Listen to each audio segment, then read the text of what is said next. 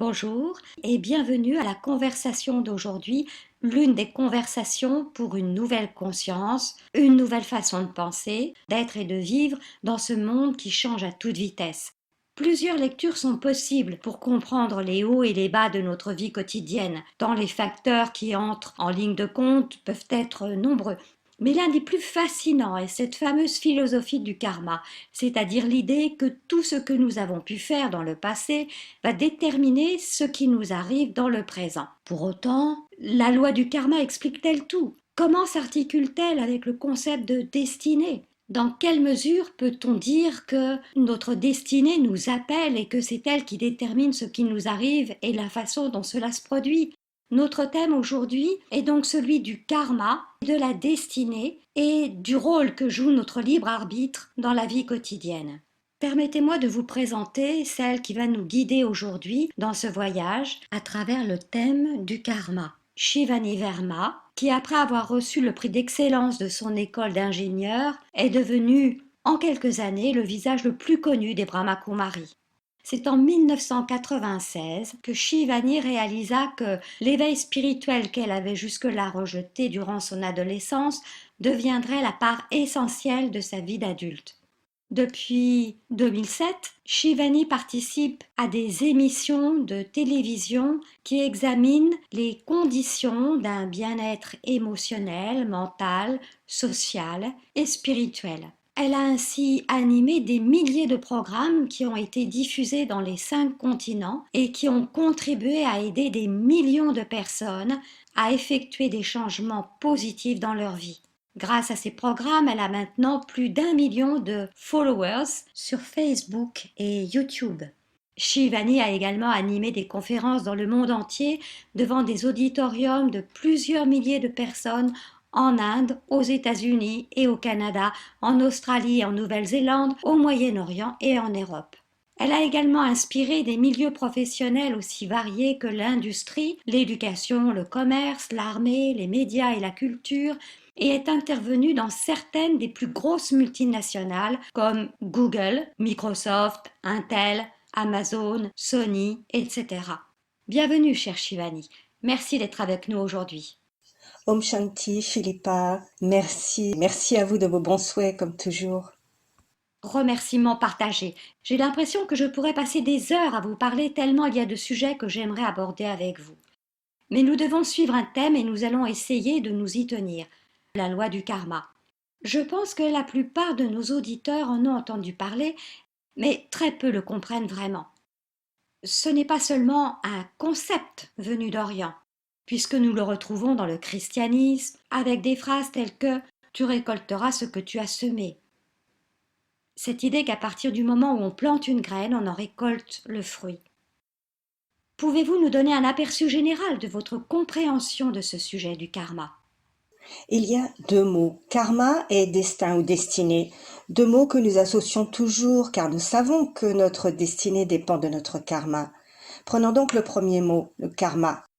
Le karma, c'est l'énergie que je crée dans mes pensées, mes sentiments, mes paroles, mon comportement, mes intentions, mes souvenirs.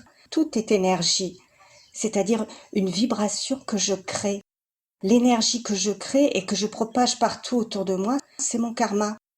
Simplement, on a tendance à ne regarder que ce qui est visible, à savoir nos paroles, nos comportements. Mais le karma, c'est aussi tout ce qui n'est pas visible, nos pensées, nos sentiments et nos intentions. Même si nous parlons peu, nous créons beaucoup de pensées et parfois les paroles sont justes, mais les pensées ne le sont pas. Et donc, la pensée fait partie de notre karma. Si bien que l'énergie que nous créons et qui émane de nous, que ce soit par la pensée, les sentiments, les paroles ou les comportements, constitue le karma. C'est une loi qui s'applique à tous, qu'ils y croient et qu'ils comprennent de quoi il s'agit ou non. Dès qu'une personne atteint l'âge de raison, on lui dit qu'il ou elle est désormais assez mûr pour être responsable pour ses actions. C'est une notion universelle et ça ne s'applique pas seulement si on grandit en Inde et qu'on applique les principes de l'hindouisme. Voyons cela simplement. Il suffit de regarder l'impact de chaque pensée que nous créons. À chaque fois que nous créons une pensée, nous ressentons quelque chose et ce sentiment repose sur la pensée que nous venons de créer. Par conséquent, le premier impact concerne nos sentiments. Or, chaque pensée influence notre corps. C'est pourquoi les médecins nous disent de penser de façon paisible, de rester calme, parce que cela a un impact sur notre corps. Tant de maladies sont d'origine psychosomatique et il ne s'agit pas là de spiritualité. Il est prouvé scientifiquement que chaque pensée imprime son influence dans les cellules de notre corps. Mais nos pensées atteignent également les personnes auxquelles nous pensons, ce qui peut créer un effet de télépathie, une vibration spéciale envers telle ou telle personne, si bien que nos relations dépendent des pensées que nous créons pour les autres. Chaque pensée rayonne sur ce qui nous entoure. La nature, les plantes, les animaux, l'air, l'eau, la planète entière est influencée par nos pensées. Et ce n'est pas, là encore, une question de culture orientale ou occidentale, c'est l'expérience que nous avons tous eue à un moment ou à un autre. C'est cela le karma. Mes pensées influencent la façon dont je me sens. Elles influencent ma santé, mes relations, ainsi que toute la planète. Si mes pensées sont positives, je vais créer du bonheur, de la bonne santé, de l'harmonie. Je vais créer le paradis sur terre. Mes pensées peuvent créer le paradis dans ma vie. C'est mon karma, c'est ma destinée. Si au contraire je pense n'importe comment, je vais créer autour de moi du chaos, de la confusion, du stress et de l'anxiété, et en moi de la dépression. Ensuite, je vais générer des maladies dans mon corps, des conflits dans mes relations et du chaos dans le monde. C'est mon destin sur la base de mon karma. C'est très simple. La loi de l'énergie, celle que je crée, se propage autour de moi et c'est ce qui s'exprime. Et je verrai les résultats de mes pensées immédiatement ou au bout de quelques minutes, de quelques heures ou même de quelques années. Et dans ce cas, on perd le lien qui existe entre l'énergie créée et le résultat que nous obtenons aujourd'hui et que nous appelons notre destin. Et cela s'applique à tout le monde, indépendamment de notre âge. C'est comme la loi de la gravité, elle s'applique à tous, que nous la connaissions ou non. Là aussi, que nous en soyons conscients ou non, la loi s'applique toujours. Et l'énergie que nous avons créée a un impact, une conséquence. Toute énergie a une conséquence. Et cette conséquence est ce que nous appelons le destin ou la destinée. Donc, ce que vous dites, c'est que nous savons que nos pensées, paroles et actions passées se reflètent dans ce que nous ressentons au moment présent. Et je suppose que c'est pour cela que la méditation est tellement importante, parce qu'elle nous permet de prendre pleinement conscience de nos pensées présentes. Que peut-on dire à quelqu'un qui traverse une passe particulièrement difficile et qui se demande ce qu'il a fait pour mériter cela, s'il est confronté à des relations stressantes, un patron qui lui en fait voir de toutes les couleurs, s'il se dit que c'est son karma qui le rattrape? Peut-on changer les conséquences de nos actions passées? En d'autres termes, peut-on changer son karma et donc changer son futur? Examinons cela de façon simple. L'énergie que nous créons et que nous diffusons autour de nous, l'énergie qui émane de nous est notre karma. Pour prendre un exemple concret, si je lance une balle contre le mur devant moi, elle va me revenir. La balle est mon karma. Le lancer, c'est l'énergie que je déploie. Et lorsque cette balle me revient, cette énergie représente ma destinée. La balle peut me revenir immédiatement, dans 5 minutes, 5 ans ou même 50 ans, voire plus. Mais de toute façon, cette balle que j'ai lancée va me revenir. Le karma concerne l'âme et c'est là qu'intervient tout l'élément spirituel. Il y a beaucoup de choses que nous ne comprenons pas et nous nous demandons pourquoi cela nous arrive. Si je n'ai pas prêté attention à la qualité de mes pensées, si je n'ai pas pris soin de mon corps, je comprends ce que j'ai fait lorsque surgit la maladie. Mais si un enfant naît avec une maladie ou si j'ai vraiment pris soin de mon corps et que pourtant je tombe malade, je me demande pourquoi, qu'est-ce que j'ai fait pour que cela m'arrive. Si j'ai été méchant avec quelqu'un et que cette personne est désagréable avec moi, c'est facile à accepter. Mais si j'ai pris soin de quelqu'un, que je lui ai fait confiance, que je l'ai accepté, que j'ai été honnête et loyale avec cette personne et que malgré cela elle me trompe ou me trahit, je me demande pourquoi. Pourquoi cela m'arrive-t-il? C'est là encore qu'intervient l'élément spirituel. Le karma est le karma de l'âme, c'est l'âme qui pense, c'est l'âme qui a des sentiments et qui crée cette énergie. Aujourd'hui, je suis dans ce costume, dans ce corps, demain, je devrais le quitter, j'en adopterai un autre. Mais la balle que j'ai lancée, c'est le karma que j'ai créé. Et c'est donc déjà fixé. Si la balle ne m'est pas revenue alors que je suis toujours dans ce costume, elle me reviendra dans le prochain costume. Et bien sûr, lorsqu'elle me revient alors que je suis dans un autre costume, je ne me souviens pas l'avoir lancée. Et c'est là que les questions surgissent. Pourquoi cela m'arrive-t-il? Prenons un autre exemple. Supposons que aujourd'hui je vous emprunte de l'argent. La semaine prochaine, nous nous rencontrons à nouveau. Nous avons bien sûr tous les deux changé de vêtements et vous me demandez de vous rembourser. Je dois vous rembourser. C'est mon karma puisque je vous l'ai emprunté et que vous me l'avez prêté. Je ne peux pas prétexter que, ayant changé de vêtements, je ne peux pas vous rembourser. Ce ne sont pas les vêtements qui ont emprunté l'argent, c'est moi, l'âme. Le corps que nous portons aujourd'hui représente nos vêtements. Alors supposons qu'aujourd'hui je vous trahisse et je vous vole votre argent. Vous perdez non seulement beaucoup d'argent, mais vous y perdez la santé, votre bonheur, votre famille en est affectée. C'est le résultat de mon karma. J'ai fait quelque chose de répréhensible et vous souffrez durant les 20 prochaines années à cause du karma que j'ai créé. Et puis moi, l'âme, je quitte ce corps alors que j'ai lancé cette balle qui vous a causé tant de malheurs, de maladies et de problèmes dans votre famille. J'adopte un nouveau corps et je vous rencontre dans une nouvelle relation. Nous ne nous reconnaissons pas, bien sûr, mais nous sommes les mêmes deux âmes. Je suis celle qui a été malhonnête et vous êtes celle qui a dû subir les conséquences de ma trahison. C'est alors que la balle que j'avais lancée, cette énergie, me revient. Et comme je ne me souviens pas de ce que j'ai fait, je me pose plein de questions. Mais pourquoi cette personne se comporte-t-elle ainsi avec moi? Pourtant, je ne lui ai absolument rien fait. C'est l'élément majeur que nous ne pouvons comprendre qu'avec une conscience spirituelle. Je ne suis pas ce corps. Et le karma ne se limite pas à ce corps physique. Le karma fait partie de mon voyage, même après avoir changé de costume. Il m'accompagne dans mon voyage. Ce que nous devons donc bien assimiler pour comprendre le karma est le concept de l'âme qui a vécu précédemment dans d'autres costumes. Ce qui fait que ce que nous vivons maintenant est la conséquence d'actions effectuées avant l'expérience du corps que nous occupons actuellement. Et je suppose que cela peut représenter un avantage comme un désavantage. J'aimerais que vous nous parliez de votre propre expérience. Vous êtes diplômé d'une école d'ingénieur dont vous avez reçu le prix d'excellence.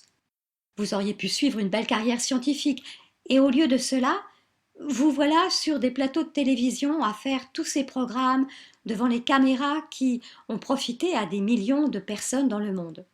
On peut dire que vous n'avez pas vraiment créé de karma pour que cela arrive et que c'est le fruit du hasard. Mais était-ce votre destinée? Doit-on y voir la volonté de Dieu? Ou bien avez-vous fait quelque chose dans le passé qui fait que les choses se sont produites ainsi? Quand les choses apparaissent comme ça, venues de nulle part, c'est souvent difficile à comprendre. Comment voyez-vous cela dans le contexte de la philosophie du karma et de votre propre cheminement? Si on examine ce flot d'énergie, je lance la balle, c'est le karma, puis elle me revient, c'est le destin. Quand cette balle me revient, je dois la relancer et c'est une nouvelle balle, un nouveau jet. Et donc, pour reprendre votre question précédente, si quelqu'un me fait du mal, puis-je changer mon karma présent, c'est-à-dire la balle qui me revient? Je ne peux rien faire pour changer le fait que la balle me revient. C'est-à-dire que je ne peux pas changer ni les autres ni les situations. Mais la façon dont je vais réagir, dont je vais relancer la balle, ce qui constitue une nouvelle balle, un nouveau karma, dépend de la qualité des pensées que j'ai envers l'autre, envers la situation et de mon comportement vis-à-vis d'eux. Et ceci est mon nouveau karma.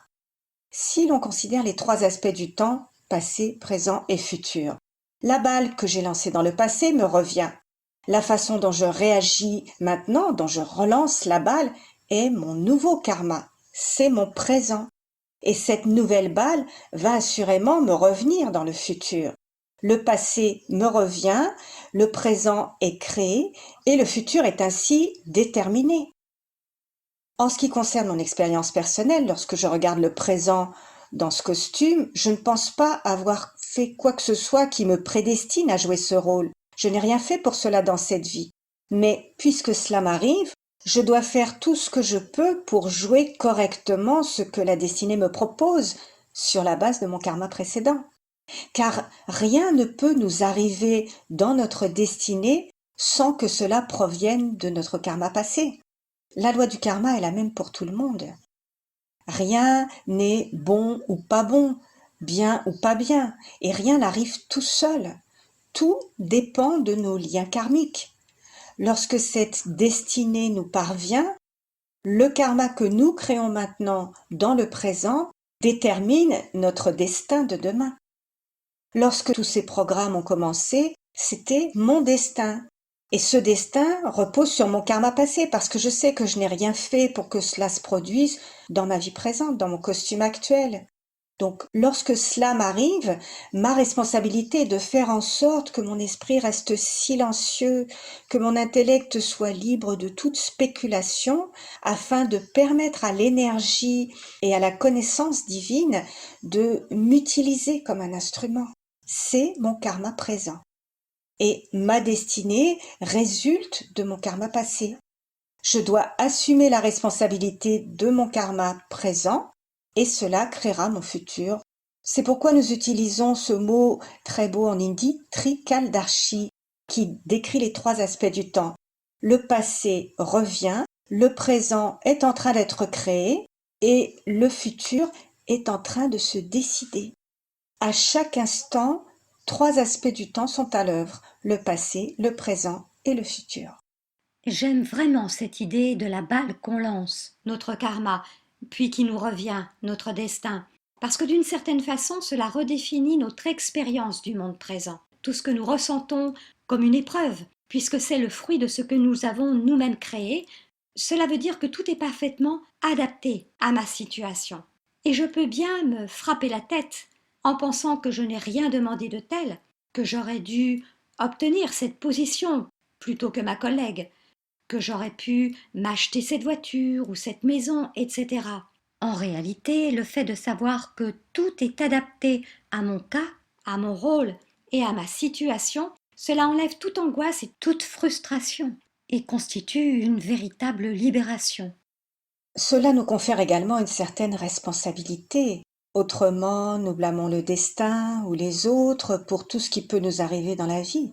Mais lorsque nous comprenons la loi du karma, nous pouvons accepter la responsabilité de ce qui se produit et la façon dont nous allons réagir à tel ou tel événement, sans avoir à accuser Dieu, les autres ou le destin. Dans ce sens, tout est prédestiné. Qu'est-ce que ça veut dire? Prédestiné signifie un destin qui a déjà été écrit. Mais écrit par qui? Par moi. Simplement, j'ai oublié que je l'ai écrit. Puisque je l'ai écrit, j'ai également le pouvoir de le mener dans la direction que je veux suivre, et ça, c'est très important.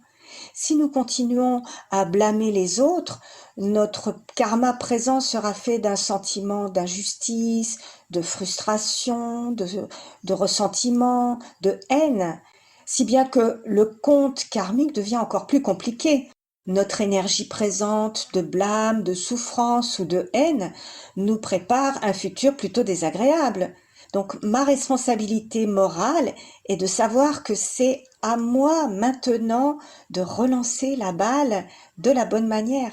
Quoi qu'il m'arrive maintenant, je détiens toujours le pouvoir de la façon dont je vais répondre à la situation. Le karma et le destin sont puissants, mais le karma présent l'est encore plus que le retour du karma passé. Nous devons donc toujours être attentifs à notre karma présent. J'aimerais que nous parlions de l'intuition et de la prémonition. comme si nous pouvions déceler notre destin. Parce que je crois que votre grand-mère vous a emmené dans un centre Brahma Kumari à l'âge de 5 ans. Et vous avez eu une expérience puissante où vous avez senti quelque chose de très fort résonner en vous. Même si par la suite vous avez suivi votre propre chemin, cela vous est revenu plus tard dans votre vie. J'ai connu une expérience similaire dans ma vie où j'ai senti ce qui allait m'arriver. C'est quelque chose qu'on peut ressentir. Je me demande si c'est notre destin qui nous appelle à partir du futur, ou si c'est notre intuition qui, quelque part, interprète notre karma et qui nous montre ce qui va nous arriver. Comment comprenez-vous les idées d'intuition et de prémonition? Le tout est de comprendre le concept de l'âme, où tout est enregistré. Effectivement, je suis allée dans un centre pour la première fois à l'âge de 4 ou 5 ans.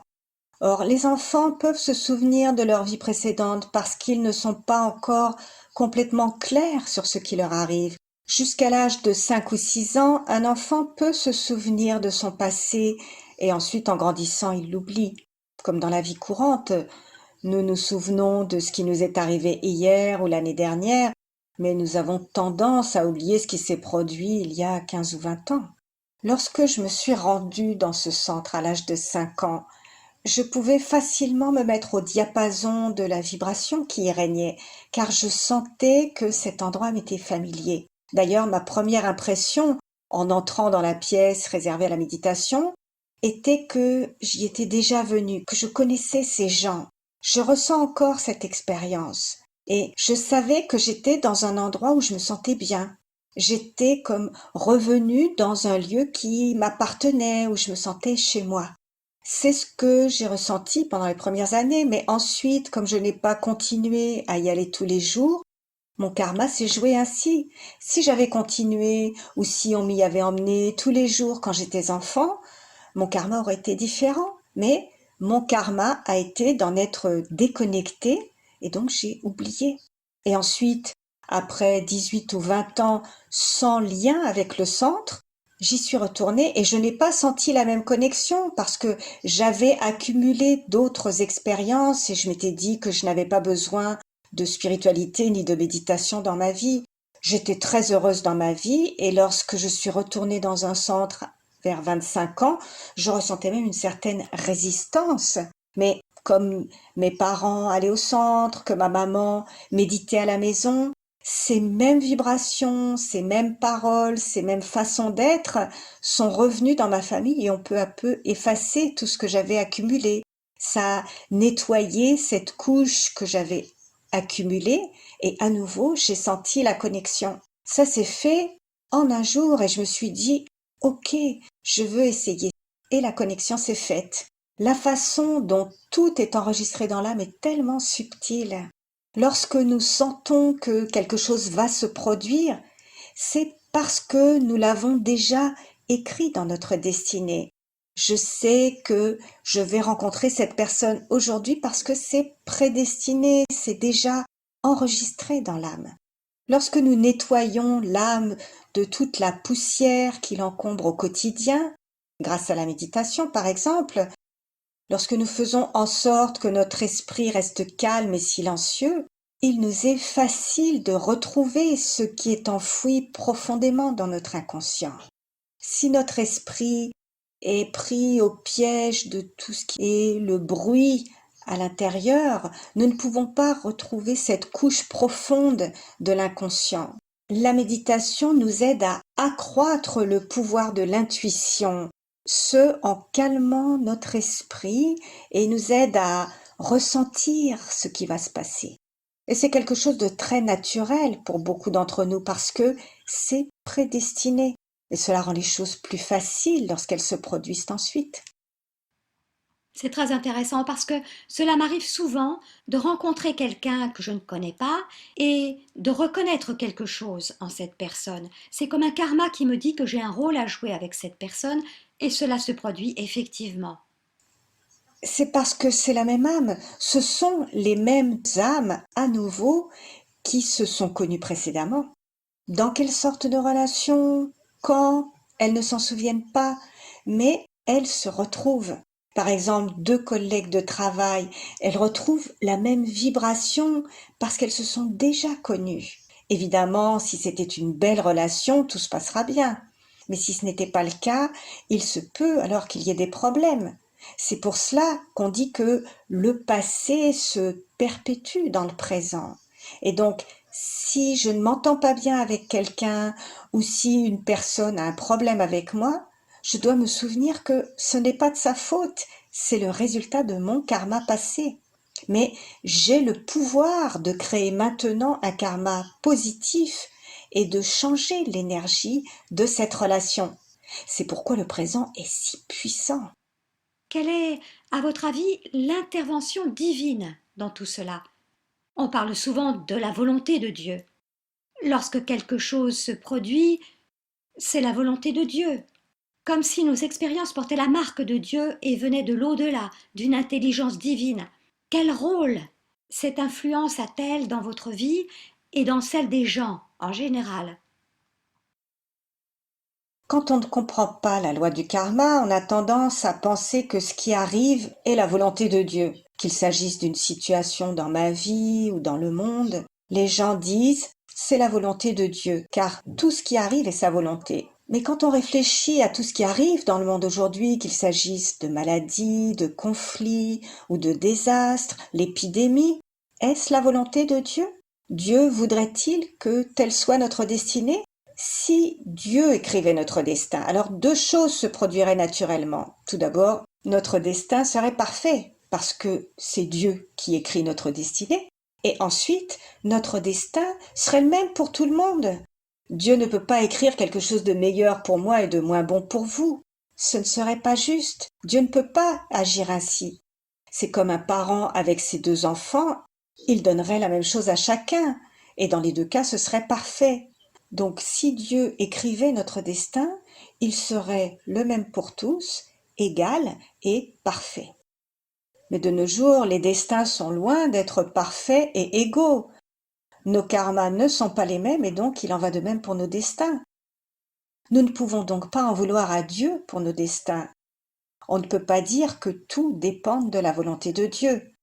Mais l'intervention de Dieu, c'est quelque chose de différent. Une intervention divine, c'est quelque chose de différent. Mais l'intervention divine, c'est autre chose.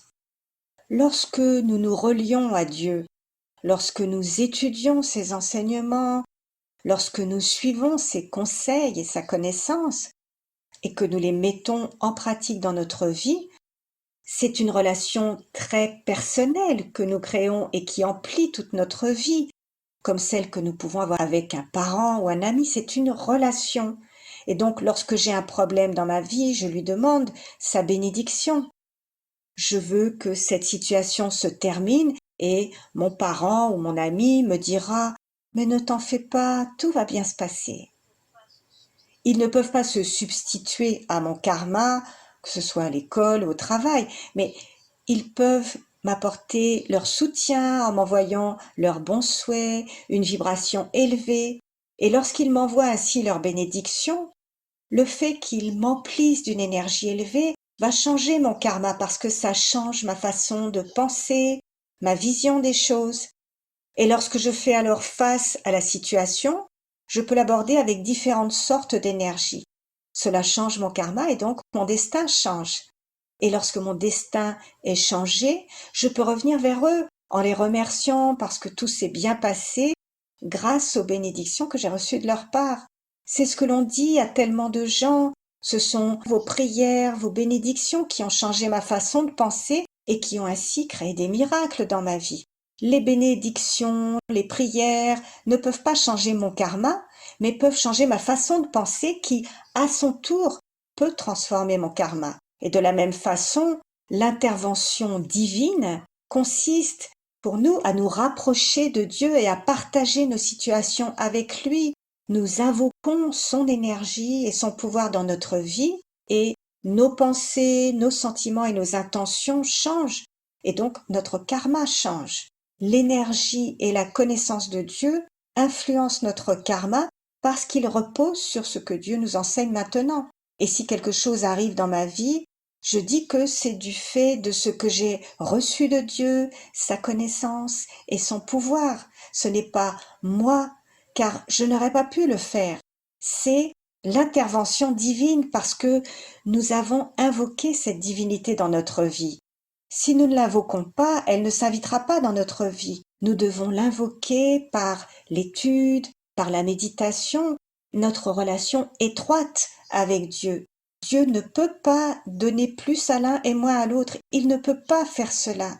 Il doit être le même avec chacun de ses enfants. Mais par contre, chaque enfant s'imprégnera différemment de ce qu'il reçoit de ses parents. C'est comme le soleil qui procure la même énergie à tous, mais certains ferment les rideaux, d'autres utilisent l'énergie solaire qui peut faire des merveilles. Mais le soleil est le même pour tous. Ce que nous faisons ensuite de cette énergie solaire est ce qui va déterminer notre karma et notre destinée. C'est pareil pour la connaissance et l'énergie de Dieu. Nous pouvons faire des miracles avec l'intervention divine dans notre vie si nous continuons à utiliser cette connaissance et le pouvoir de Dieu dans chaque karma, dans chaque action.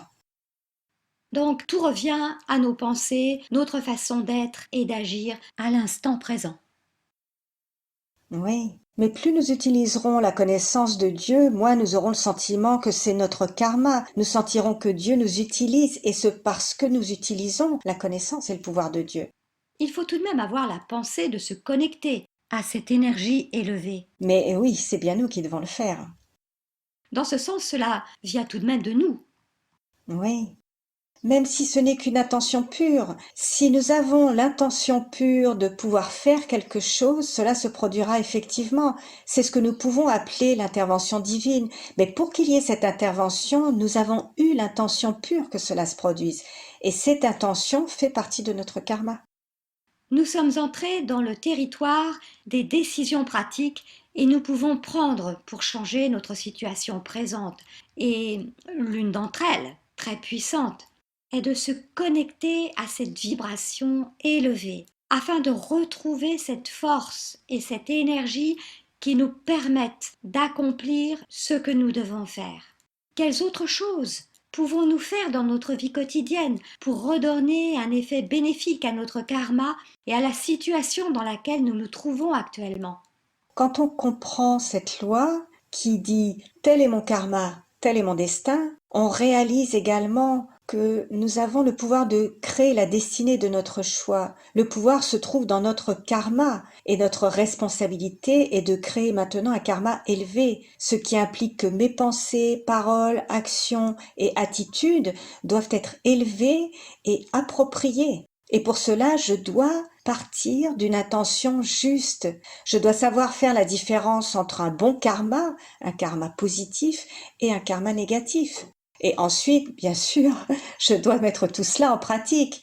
Par exemple, tout le monde sait que cela ne sert à rien de se mettre en colère. Et pourtant, dès qu'une situation se présente, je réagis. Je dis alors que je ne devrais pas, mais je ne sais pas ce qui m'est arrivé. Donc je possède la connaissance du karma positif, mais j'ai aussi besoin de pouvoir pour le mettre en pratique. J'ai donc besoin de ces deux choses, la connaissance de ce qui est bon et le pouvoir de l'incarner, de le mettre en pratique. Et ces deux aspects viennent avec la méditation et l'étude spirituelle. Une des données de base de l'étude spirituelle est de savoir que je ne suis pas ce corps, je ne suis pas ce rôle, ni cette position. En réalisant que je suis une âme pure, j'arrive à passer d'une conscience d'ego à une conscience d'âme. Et là, le niveau de vibration de mon karma change. Lorsque la connaissance, le pouvoir, l'étude spirituelle et la méditation font partie intégrante de ma vie, la vibration de mon karma devient beaucoup plus élevée. Et en fait, c'est très simple.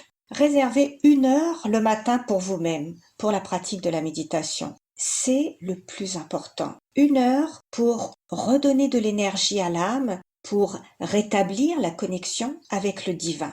Et ensuite, durant la journée, le destin va nous présenter de nombreuses situations qui correspondent à cette balle que j'ai lancée précédemment et que je saurai gérer si je me suis ressourcée le matin. C'est comme l'exercice physique. Si je m'entraîne tous les jours et si je me nourris correctement, je serai capable de monter mes 5 étages sans être essoufflé. Je suis en mesure de rester dans un environnement différent sans pour autant tomber malade parce que j'ai développé un bon système immunitaire. Ma réaction au changement de situation est saine parce que je me suis exercée quotidiennement. Ce qui est vrai au niveau physique l'est également au niveau spirituel. Le premier aspect à vérifier est l'énergie qui provient de l'argent que nous gagnons. L'argent n'est pas qu'une valeur monétaire, c'est une vibration. Il s'agit donc de rester prudent sur notre lieu de travail. L'intention que je mets dans mon travail, la façon dont je travaille, les relations que j'entretiens à mon travail ou avec les clients, l'argent que je gagne devrait s'accompagner de bons souhaits de la part des gens avec qui je travaille. Même si cet argent me sert à acheter des biens pour ma maison, il s'accompagne également d'harmonie et de bonheur. L'argent est le premier karma dont on doit s'occuper. Ensuite vient la nourriture. Notre nourriture a une influence directe sur notre esprit. Nous sommes ce que nous mangeons, dit-on. Et donc, les vibrations de notre nourriture doivent être très pures et très puissantes pour qu'elles apportent de l'énergie à notre esprit. Un esprit qui a la bonne énergie fera du bon karma. Donc, une nourriture végétarienne, préparée et mangée dans le souvenir de Dieu permet de garder un esprit calme et sain. Donc, l'argent, la nourriture et 1 heure de méditation spéciale pour l'esprit le matin. Si ces 3 aspects sont respectés, l'âme sera alors en voie de créer un bon karma durant chaque scène de la journée. Et même s'il y a un destin ou une destinée précédente contraire, sous forme de difficultés ou même d'une crise, même répétée, nous possédons alors l'énergie pour gérer cette situation avec calme et avec dignité. Le karma présent sera juste parce que notre vie repose sur la pureté et la méditation. L'âme a l'énergie suffisante pour agir selon un karma juste et approprié. La méditation et la spiritualité sont des outils vraiment puissants pour créer un karma juste, et ce, même si personne d'autre ne le fait. C'est ainsi que nous pouvons rester en dehors de l'influence de toute forme de pression et faire ce que nous savons être juste. Vous venez de nous donner une très belle liste des choses à mettre en place dans notre esprit et dans notre vie. Mais je peux entendre une petite voix dans ma tête qui me dit: je sais que ce que dit Shivani est juste et que ce qu'elle dit est la vérité, mais ma conscience se sent mal à l'aise parce que je sais, par ailleurs, que je manque de discipline. Je sais ce que je devrais faire, mais je ne peux pas le faire. Ou j'ai déjà tellement de choses dans ma vie actuellement. Je suis trop occupée. Et je ne me sens pas la force d'observer toutes ces disciplines telles que vous les décrivez. Comment pourriez-vous donner du courage à une personne qui vous dirait qu'elle apprécie ce chemin spirituel tel que vous le décrivez, mais qui n'a pas la discipline requise, ni la force de le mettre en pratique dans sa vie? C'est simplement que je ne peux pas le faire. C'est aussi simple que si quelqu'un vous disait allez vous promener pendant une demi-heure le matin, c'est bon pour votre santé, mais en attendant, ça a repoussé les choses à plus tard, en prétextant qu'on a trop de choses à faire. C'est également notre karma. On repousse le fait de prendre soin de notre santé et cette procrastination a des conséquences sur notre santé. Mais si quelqu'un nous motive, nous pousse, nous accompagne, nous hésitons encore un peu, mais si cette personne nous propose encore une fois, disons, simplement de marcher pendant 5 minutes le premier jour, eh bien cela nous donne la force de marcher 10 minutes le lendemain, et puis petit à petit, nous pouvons marcher une demi-heure par jour. Et au bout de quelque temps, même s'il y a du vent, même s'il pleut, eh bien on prend un parapluie et on y va. Pourquoi? Parce que nous en avons vu les bénéfices. Et nous n'avons plus alors d'effort à faire, cette marche fait partie de notre vie désormais. Eh bien, c'est la même chose avec la spiritualité. Lorsque je suis venue la première fois au centre de Raja Yoga, je me suis dit: «Non, c'était trop me demander de me lever tôt le matin, de faire ceci, cela, de ne pas manger ceci, de manger cela». Oh, j'ai trouvé qu'il y avait trop de directives pour moi parce que je ne réalisais pas combien elles étaient bénéfiques pour moi. Donc au départ, j'étais plutôt hésitante et je me disais: «Non, jamais je ne suivrai toutes ces disciplines». Mais la personne qui s'occupait du centre m'a dit de ne pas m'en faire, de venir simplement quand je voudrais pour étudier, c'est tout. Elle a ainsi rendu les choses très simples pour moi en me disant que je pouvais venir quand j'en aurais envie. Et donc j'ai commencé à venir, d'abord 5 minutes, avec ma mère, juste pour sentir l'énergie. Un peu comme un bébé qui apprend à marcher. Les bébés ne courent pas dès le premier jour. Donc j'ai fait mes premiers pas ainsi et au bout de quelques jours, quelques semaines, quelques mois, c'est devenu une partie intégrante de ma vie. Et quand je regarde en arrière, je me demande mais pourquoi ça m'a pris autant de temps pour comprendre le bénéfice et mettre en pratique tout cela parce que cela m'est tellement bénéfique, c'était pour mon bien. Alors, n'ayez pas peur, faites les choses à votre rythme et regardez autour de vous les gens qui ont franchi le pas et à qui ça fait vraiment tellement de bien, que ce soit pour votre monde intérieur, de sentiments, d'intentions, ou pour votre santé, pour vos relations. Si vous voulez créer un changement, commencez à faire l'expérience de la méditation et de la spiritualité, simplement une petite expérience, pas pour toute la vie, pendant un mois ou deux, mais ensuite, vous déciderez si vous voulez continuer ou non. Mais faites-en l'expérience. Un des aspects importants que vous avez mentionné est celui de cette amie qui vous a encouragé à aller marcher pendant 5 minutes, ou celle qui vous a inspiré à venir au centre de Raja Yoga, simplement pour quelques minutes, afin de voir comment ça se passait. Cela pose la question des personnes avec qui on passe du temps. On peut choisir de passer du temps avec des personnes qui nous inspirent, nous élèvent et nous aident à progresser. Mais je pense aussi au monde d'aujourd'hui où nous sommes bombardés par toutes sortes d'influences des médias ou des réseaux sociaux qui nous incitent à faire ceci ou à acheter cela. Un des aspects concrets est donc de nous assurer que nous faisons passer des messages inspirants de bien-être et non l'inverse. Si les gens autour de vous sont négatifs ou passent leur temps à se quereller ou à raconter toutes sortes de commérages, il suffit de décider de ne pas rester près d'eux. C'est donc un autre aspect très concret par rapport à ce que vous avez dit. Tout ce que nous consommons a un impact direct sur nos pensées, sur nos sentiments et constitue un peu notre régime émotionnel. Ainsi, ce que nous regardons, ce que nous lisons, ce que nous écoutons influe sur ce que nous devenons.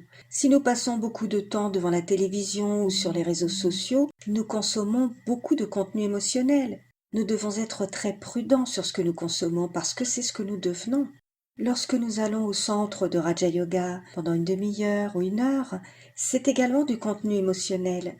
Et lorsque nous y allons pour étudier, pour écouter parler de la connaissance, nous remplaçons le temps que nous passions à écouter les nouvelles dès le début de la journée par cette étude spirituelle.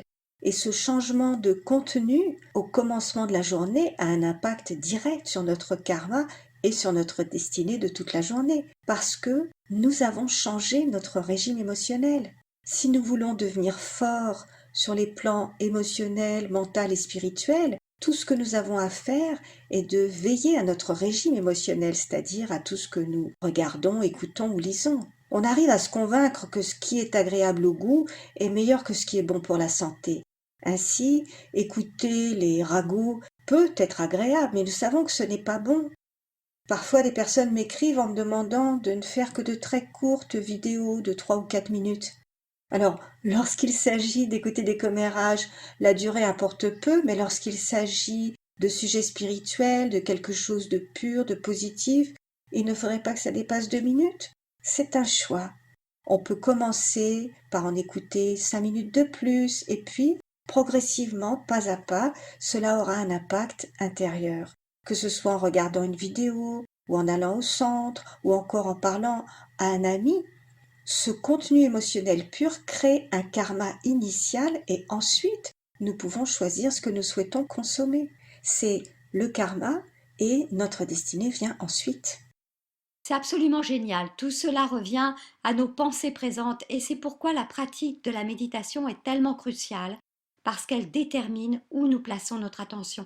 J'ai l'impression que nous pourrions continuer pendant des heures, mais je crois que c'est maintenant le moment de consommer du contenu émotionnel positif, sous forme d'une expérience pratique, en devenant présent et en observant les influences que nous recevons. Je peux ainsi observer comment je vais pouvoir prendre des décisions qui vont apporter de la positivité et me permettre de progresser. Ce serait super si nous pouvions maintenant partager quelques moments de méditation ensemble. Dans notre méditation aujourd'hui, choisissons le compte karmique que nous aimerions transformer dans notre relation avec une autre personne. La méditation peut être un outil très puissant pour changer la qualité de l'énergie que nous partageons avec quelqu'un d'autre. Alors faisons-le maintenant. Pensez à une personne et nous allons utiliser le pouvoir divin pour diffuser une énergie de qualité vers cette âme. Choisissez une relation que vous souhaitez transformer ou que vous voulez renforcer, rendre plus belle. Vous voulez vous détacher du passé, de tout ce qui s'est produit, de toute la douleur que vous avez pu garder en vous. Choisissez une telle relation et asseyez-vous, détendez-vous. Ce costume, ce corps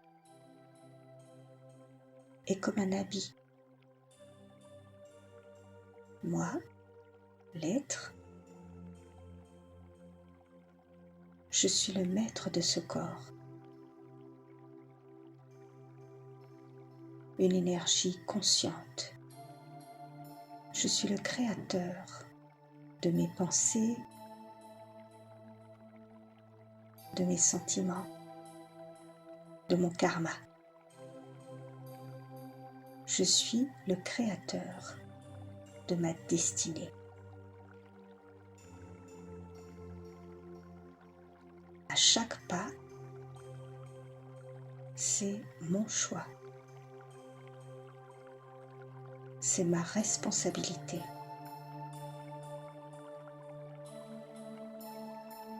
J'ai fait un long voyage avec de nombreux costumes,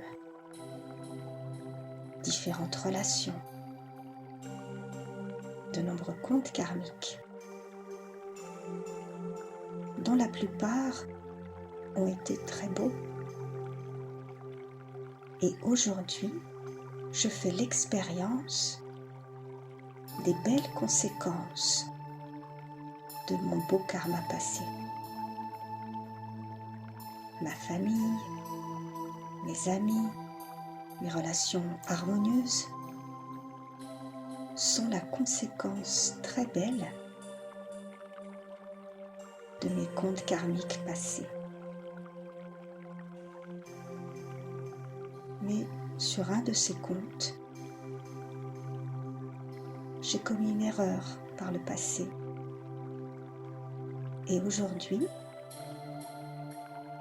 je voudrais changer l'énergie de cette relation. Parce que j'ai le pouvoir de changer mon karma et de changer ma destinée.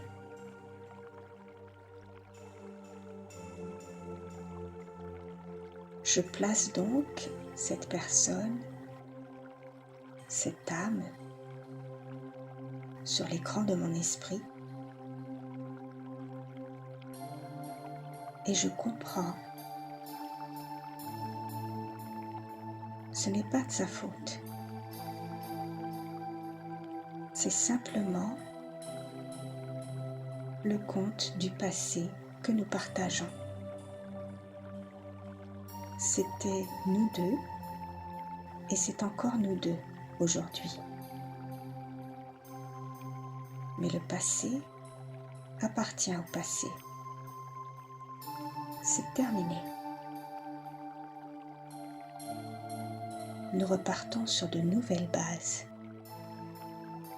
avec un nouveau compte karmique.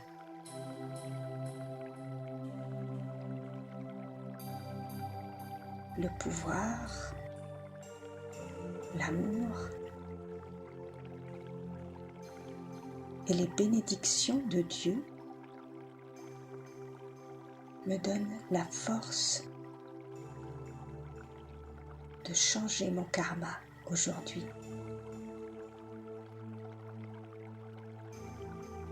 Mes pensées pour cette âme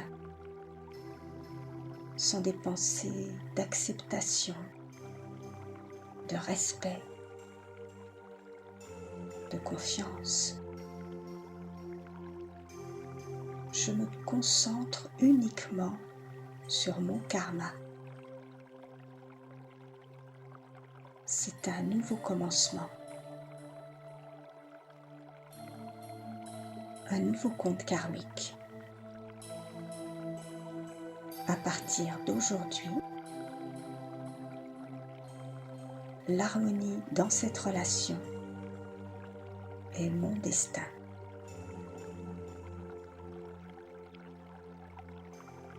Je suis le créateur de mon destin.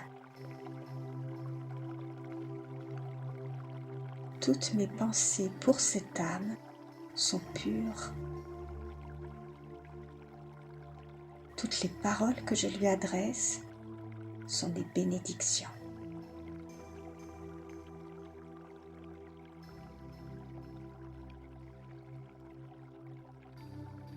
Om Shanti.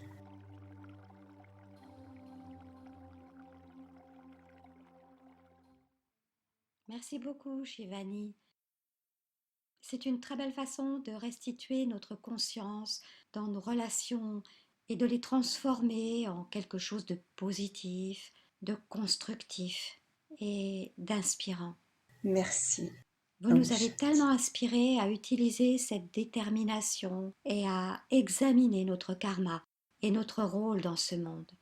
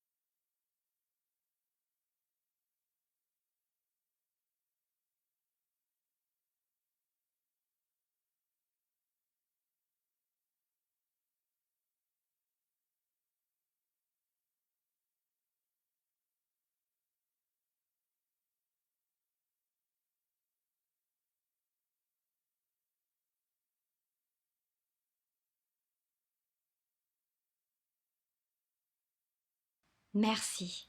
Et merci à vous tous pour nous avoir rejoints, car d'où que vous soyez, vous avez reçu de quoi emplir votre cœur et votre esprit afin de l'appliquer dans votre vie quotidienne.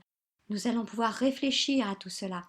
Joignez-nous à nouveau à nos conversations spirituelles et en attendant, prenez bien soin de vous. Restez heureux et au revoir.